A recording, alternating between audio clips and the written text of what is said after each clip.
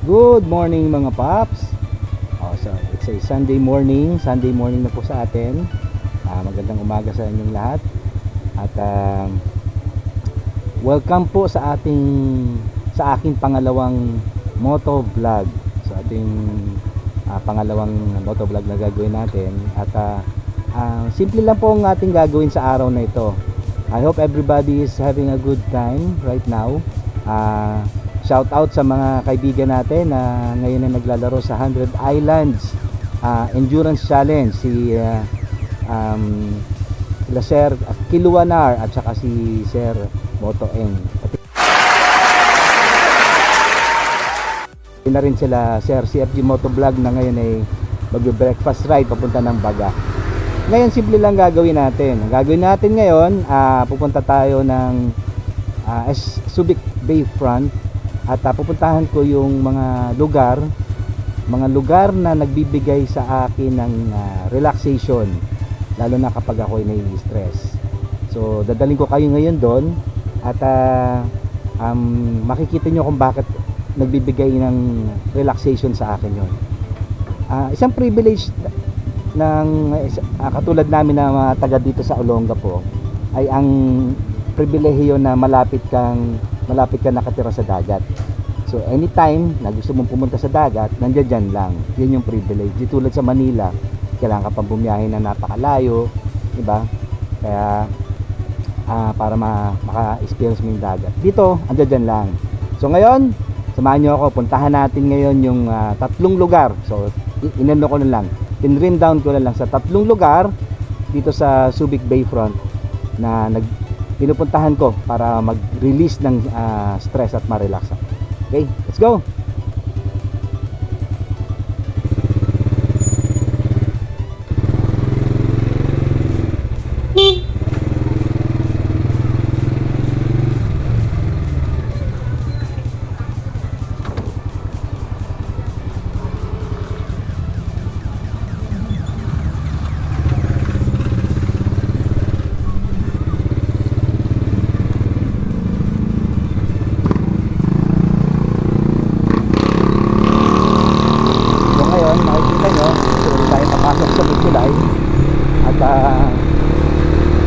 Linggo, maski linggo marami ang naka-duty sa school.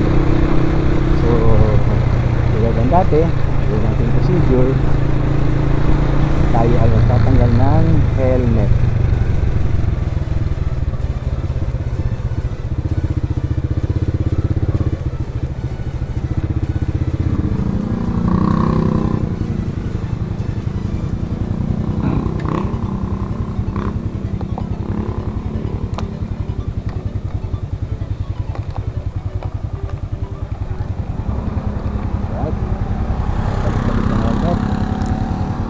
Mabilis tanggal ng helmet sa atin kasi may kasama tayong okay, let's go. So welcome sa umagang ito sa ating pamamasyal yeah boy. The time check is 6:46. So kung natin pupuntahan ay ang seafront. Yun yung lugar na kung saan daungan siya dati ng mga malalaking bagong pandigma ito yung panahon pa ng US. Ngayon nandito pa ang mga US Navy. Incidentally, yun yung lugar kung saan dumaong ang pinakamalaking aircraft carrier ng US, which is the USS Enterprise. Makikita natin mamaya yun. Doon tayo sa mismong loading dock, loading bay pala.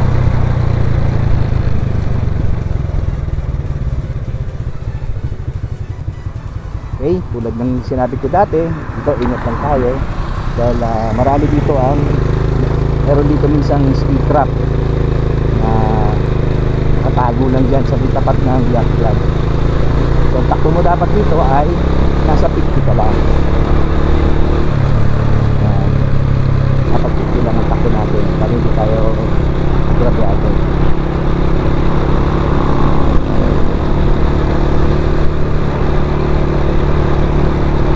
Pero iba mabibilis eh. Sa bagay, mukhang wala namang speed trap eh.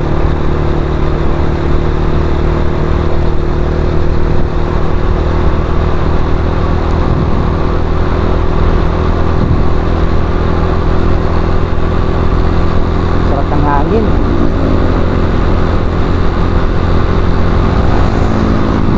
O diba? Sino mag-aakalang may speed trap dito?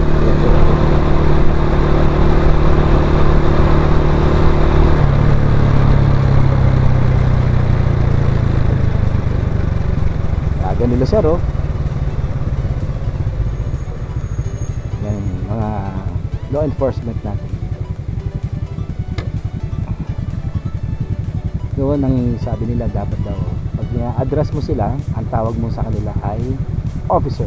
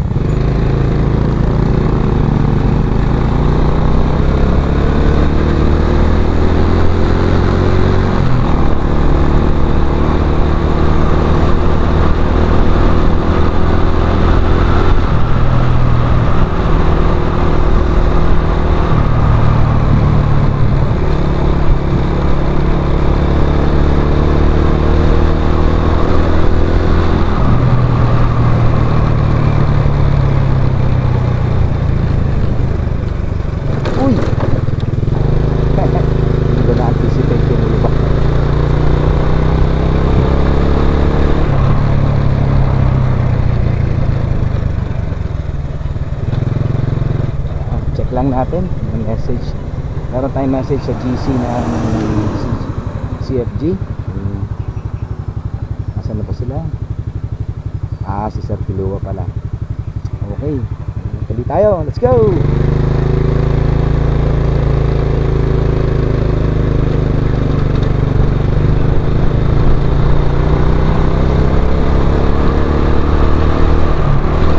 So tinutumbok natin ngayon ito yung dating Freeport zone na maraming PX good, meat plus, kainan ng fire station dito sa SPMA at ang mga popular na popular na Spanish Gate.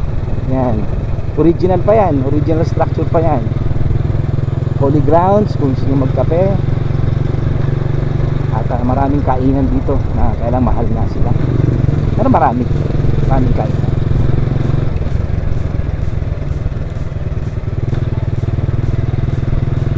Malapit na tayo sa aking first spot, which is the seafront. Seafront ang tawag ko sa kanya. So nasa yan, nasa harapan ng isang park. Yan, makikita nyo may park dyan, pero at makikita nyo malaking flag ng Pilipinas. Pero normally dito ako tumatambay. Ayan, tatambay tayo ngayon. Kuha tayo ng isang spot na tayo lang. Okay.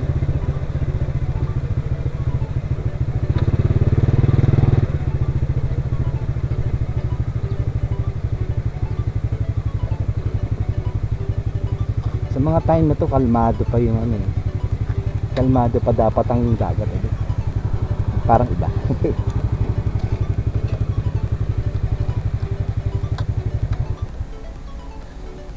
Okay, so welcome dito po sa seafront. So spot number 1, yan yung garden, kita nyo. So that's the garden. Usually nagkakaroon kami ng Saturday breakfast fellowship dyan pag ako'y nagbabike. At makita niyo yung mga riders. Usually talagang ito ay lugar ng mga nagbibisikleta, praktisan.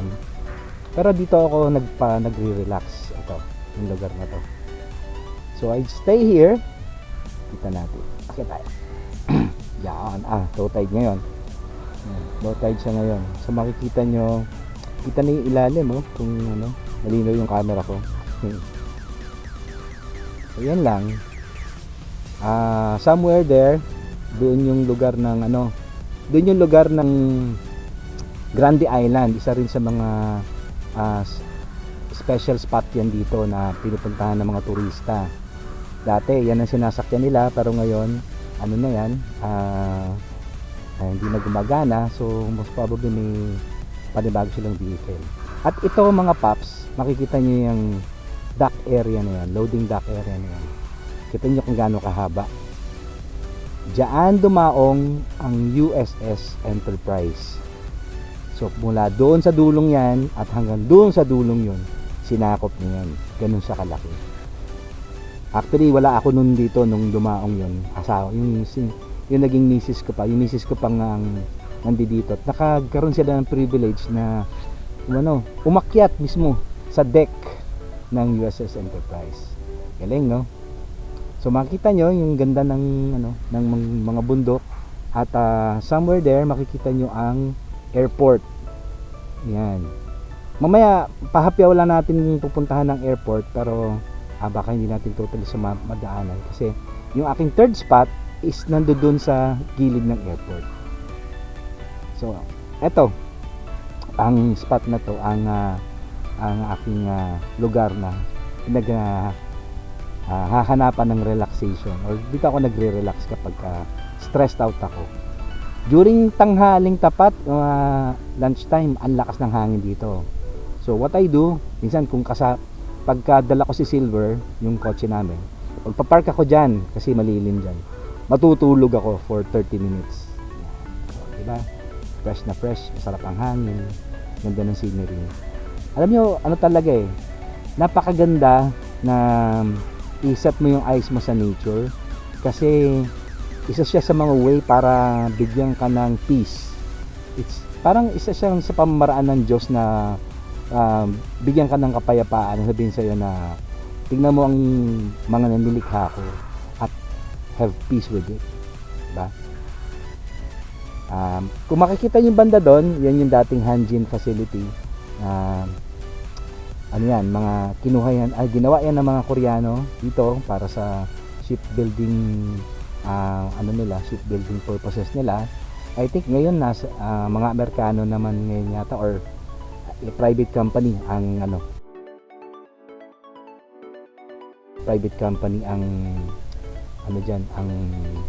nagmay-ari ng yan.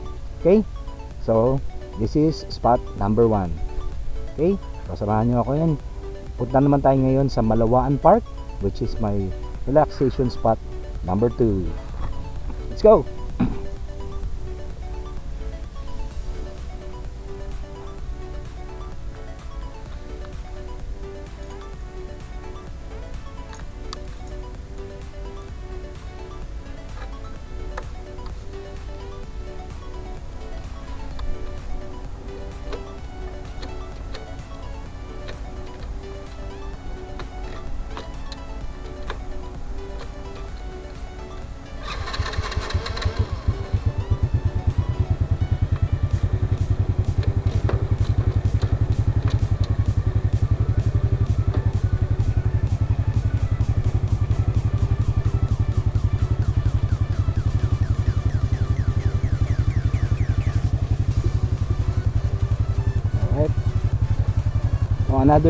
Another tips sa inyo mga paps, one way po ito, so hindi tayo pwede bumalik to sa pinanggalingan natin.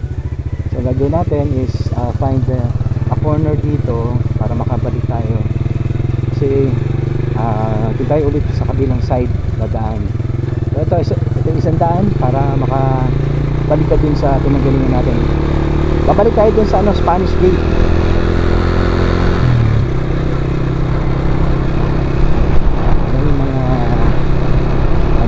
Mga barracks dati ng mga Amerikano yan, ginawa mga offices na ngayon, ang mga hotel. Actually na-experience ko yun yung nandito pa yung mga lalo na yung panahon ng Desert Storm, kung naalala niyo pa yung Desert Storm. Bago sila tumulak sa Middle East noon,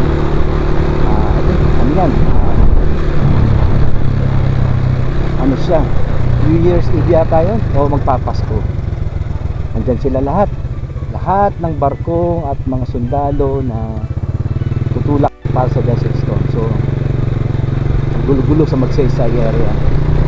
So yan, nadaanan natin ngayon ulit yung Spanish Gate. Dito na dito sa sa Freeport Zone.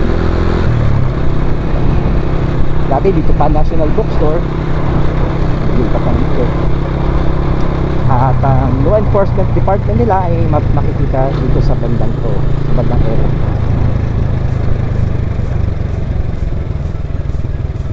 Itong spot na dadaanan natin, napaka-tricky nito para sa mga bagong motorista dito sa Espanyol.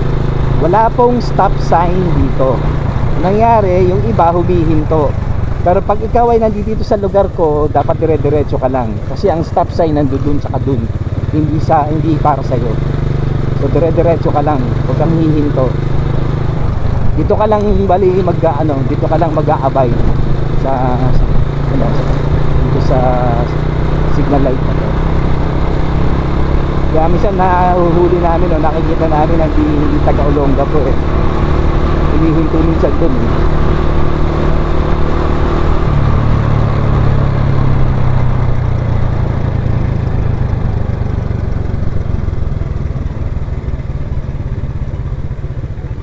Right? Minsan ganun ako yung bisikleta.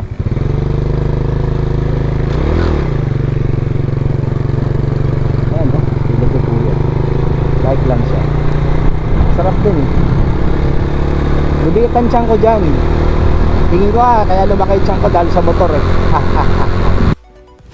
Emotional damn.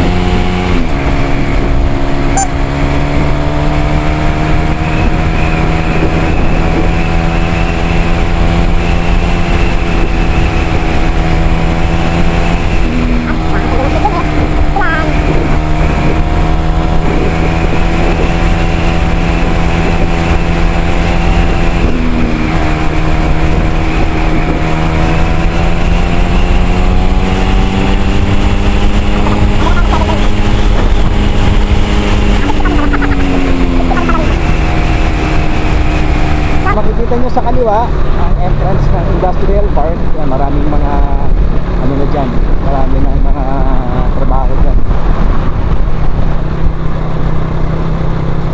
Isa sa mga area kung saan maraming places of work. So ito naman yung tutumbukin natin ngayon. Ito yung crossing na pag manggagaling ka sa Manila. Ito yung unang crossing na ito yung isa sa mga crossing na madadaanan mo. Pag kumaliwa ka, papunta ka ng Royal, pagkakanan ka naman, pagkakaliwa, papunta ka dyan Royal, papunta dito, pupunta na tayo dun sa lugar na sinasabi ko, Kalawaan pa. Actually, meron pure gold din dito. Yan, isa sa pinakamalaking pure gold, duty free. There you go.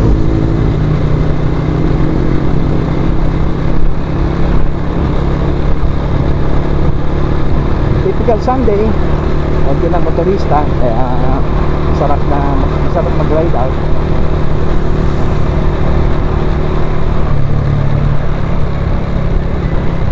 Dati wala pa tong rotonda na to, pero nung ginawa siya, mas naging maayos ang daloy ng traffic at siyempre, naging maganda na rin. Kailangan lang talagang kailangan lang maging disiplinado mga motorista. Yung iba nangangapa lalo na yung mga bagong salta. Ang makikita nyo ngayon sa kanan ko is yung NST compound na tinatawag namin. So pag may mga barko or mga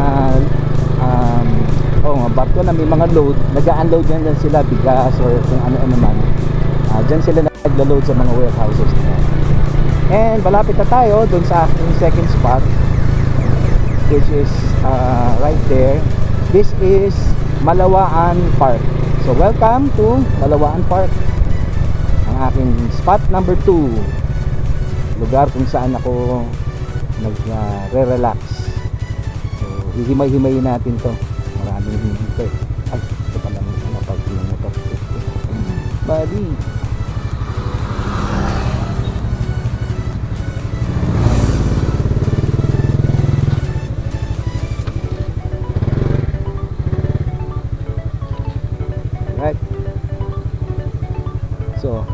Kita nyo, wala pang tao at hihimay-himayin natin kung ano yung mga parts na makikita nyo dito sa Malawaan Park. Right?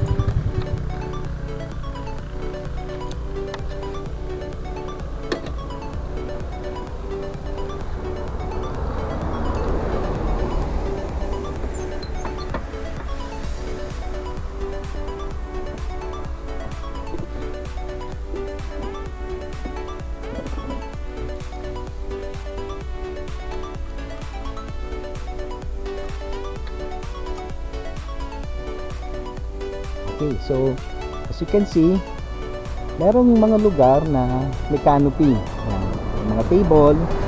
So, ipapark yung mga kotse nyo dyan. Dito naman, magpapark yung may mga nakamotor. At iba doon, magpapark yung ibang may mga kotse doon. Yung area na yon ay area na ginagamit nila para kung gusto mong mag-fishing. I think yung fishing ngayon dito ay libre. Dati may bayad eh. Pero ngayon, you can just go there, dalhin mo yung gear mo, at just, kung makikita niyo yung nakikita kong mama. Ayan, dalhin mo yung gear mo dyan, mag-fishing ka. Dito, pag dala mo family mo, sumundito lang kayo, and just enjoy the scenery. Punta kayo dito, upo kayo dyan, kain kayo ng family mo. Yung iba hindi lang diligent sa pagtapon ng basura, pero ayun ang basura, no, nandun lahat sila, oh. So maganda sana kung yung mga na bumibisita dito to keep it clean. Okay, so baba tayo. Usually hindi ako dito pumupwesto ako dun. Kita niyo yung yellow na yon, yan yung yellow na bench na yan. Baba tayo.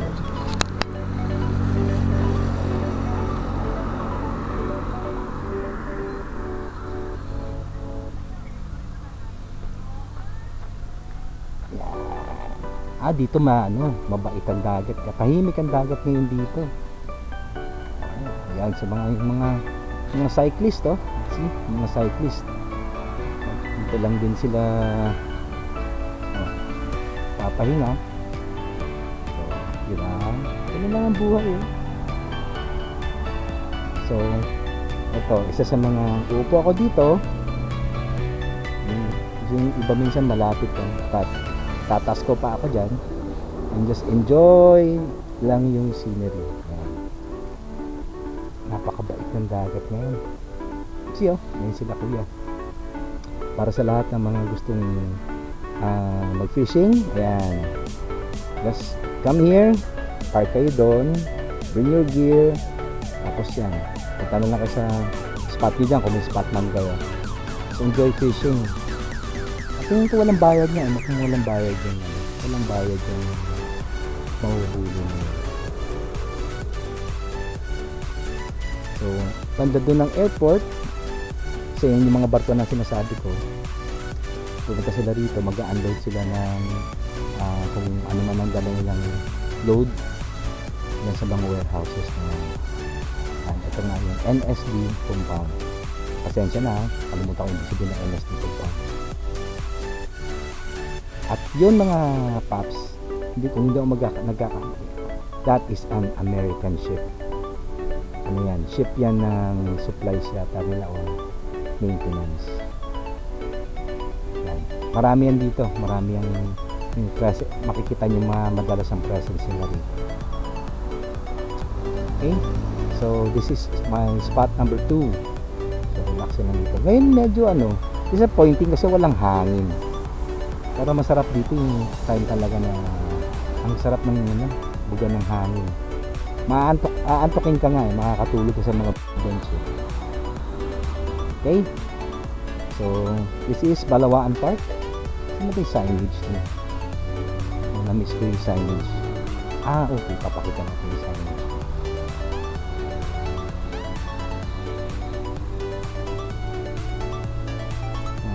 Mahilig mag-selfie dyan.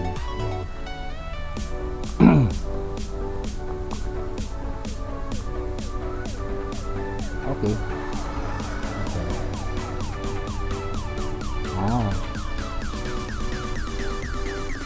6 AM to 8 PM lang pala. Fishing. Okay. Yan ang fishing area. Lalapit tayo dyan mamaya. Okay. So, nga pala. So, meron sariling energy zone. Excuse me po. May sariling company ng ilaw o ng kuryente ang SBMA at yan ay Enerzone. Ito yung planta nila. Yan. Kaya pag walang ilaw sa Olonga po, may ilaw dito. Yan, sarili nilang planta yan. Actually, napaka-misteryoso nga ng lugar na to eh. Alam niyo ba na yung mga isla dyan sa gitna, may mga sariling ano yan, may mga ilaw yan dyan, pero wala silang mga power station sa isla mismo. Ganun ka-misteryoso. May sariling, dati may sariling aircon yan, hot and cold water, diba? Iba. Sabi nila na yung mga cable daw mag-run underground. Okay? Okay, punta tayo. Medyo malayo-layo pupunta natin ngayon. We are going to the Tambayan. Usually yung Tambayan na yun yung tambayan ng ng cyclist kapag medyo nahirapan na dun sa long ride. Kasi inside siya sa NCT compound, which is the new containers terminal. Sana pwedeng pumasok. Dati pinagbabawal nila pumasok dun eh. Hopefully pwedeng pumasok. Papasok tayo. Ito mga to, mukhang malalayo pa pinanggalingan nito. Okay, so balik tayo sa puntahan na naman natin yung NCT compound. Medyo tumataas na ang araw. Iniiwasan ko mainitan. Okay, let's go.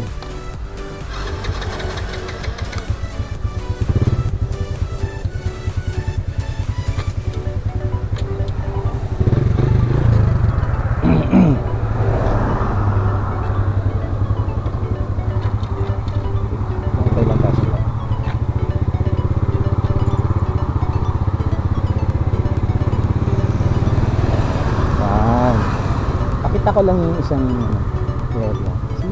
Yan yung fishing area nila. See? Sinanong sarap ng pwesto nyo dyan diba? Chill lang.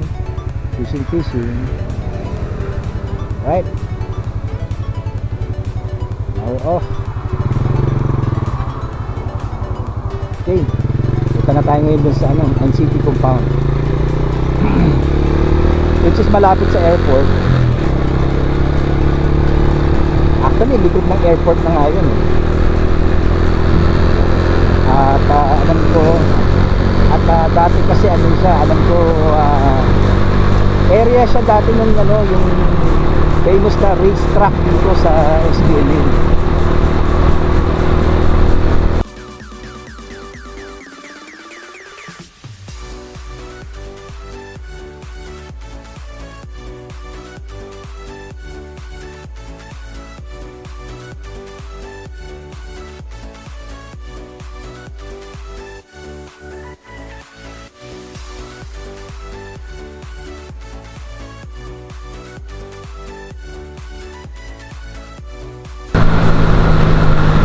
Okay, ngayon we're approaching yung lugar na tinatawag nila ay QB Point.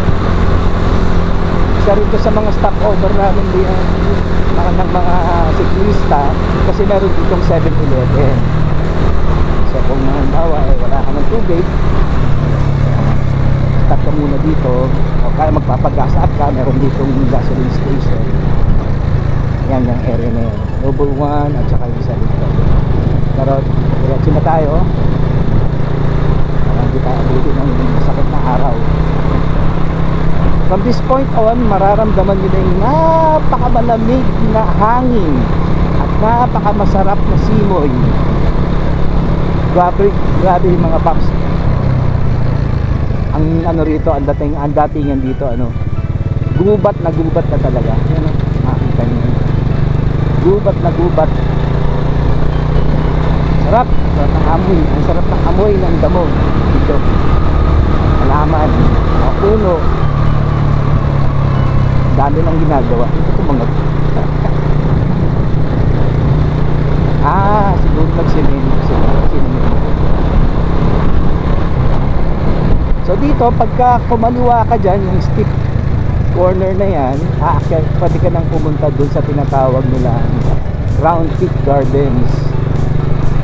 Yan, para sa mga may hilig na sa mga ahon. Yan, maahon talaga dyan. Problema, ginawa nilang private. Hindi ka na basta-basta makakapasok.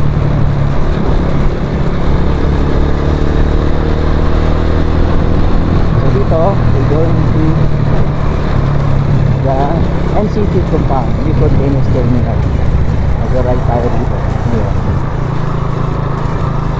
Straight ahead is the entrance para sa airport. At itong tutumbok natin, ito na rin nga yung daan papunta sa All Hands Beach Resort. Yan, ating NCT compound. So dito, kita mo na, malalaking barko na agad ang bubungad sa'yo. Tapos ano, ang ating butihin mayor dati nagpagawa ng view deck dito para sa mga cyclists na gusto mag-relax. Ito rin ang lugar ng mga lumang hangars ng mga aeroplano, mga lumang aeroplanong na-acquire natin dati. Meron tayo dati kasing Fleet Air, meron Air Philippines. Ayan, yan yung mga remnant nila. At dito ay ang wow, grabe, napakagandang tsura ng dagat. Ayun yung barko na Amerikano, yung kulay gray.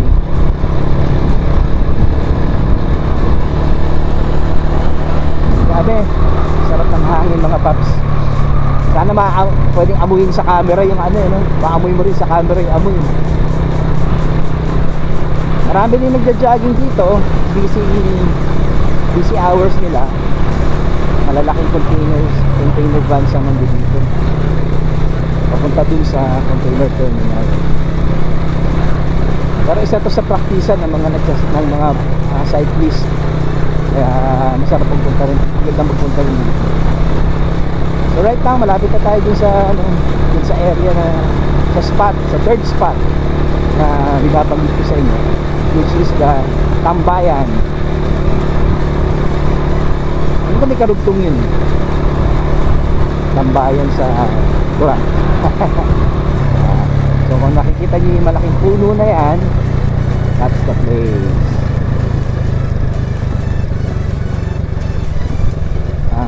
Hopefully sana maintain pa rin nila. Okay, linis pa rin. So, makikita nyo maraming basura. Yan. Tanawan pala, ano ba yun? Bali ako. So this is Tanawan sa Subic Bay. This is my third spot.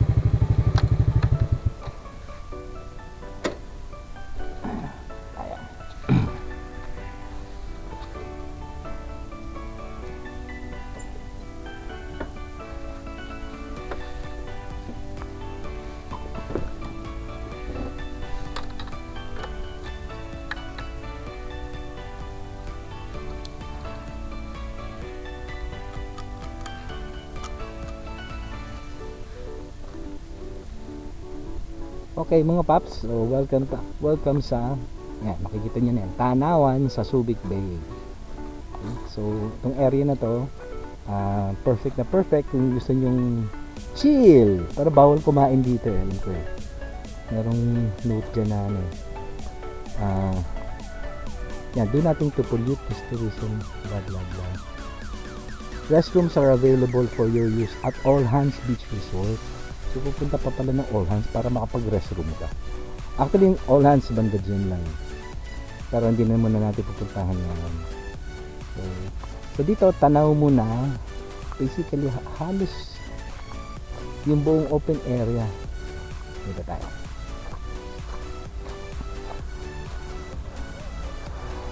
See?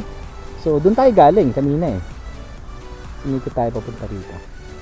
Yan yung barko ng Amerikano na nakita natin nakatalikod. Yan. So, ngayon, side na siya. Tapos, saan ba yung malaking flag? Ang hirap i-navigate eh, kung nasa yung malaking flag. So, anyway, yun! There. Kita niyo yung malaking flag na yon at yung mahabang loading deck na yan. Kung makikita nyo, yung mahabang load, yun yung loading deck na sinasabi ko.